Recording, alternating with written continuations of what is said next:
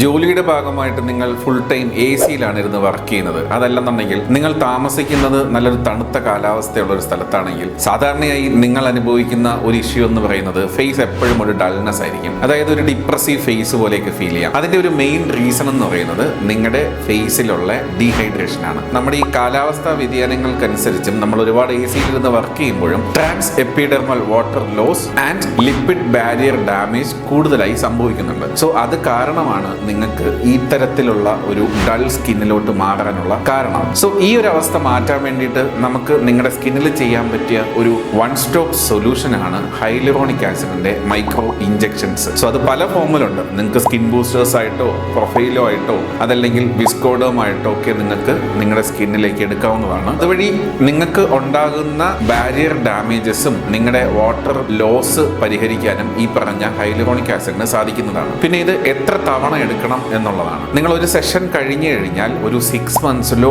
1 yearലോ അടുത്ത സെഷൻ എടുത്താൽ മതിയാവും. സോ അതുകൊണ്ട് തന്നെ നിങ്ങൾക്ക് ലോങ് ടൈം റിസൾട്ടും കിട്ടുന്നതായിരിക്കും. പിന്നെ ഇൻ ക്ലിനിക്സ് ഇത് ചെയ്യുവാണെങ്കിൽ നിങ്ങൾക്ക് ഒരു 1 hourൽ തന്നെ നിങ്ങൾക്ക് പ്രൊസീജിയർ കംപ്ലീറ്റ് ചെയ്യാനും സാധിക്കുന്നതാണ്. സോ ഇതേപറ്റി നിങ്ങൾക്ക് എന്തെങ്കിലും ഡൗട്ട് ഉണ്ടെങ്കിൽ come and visit our clinic. Thank U.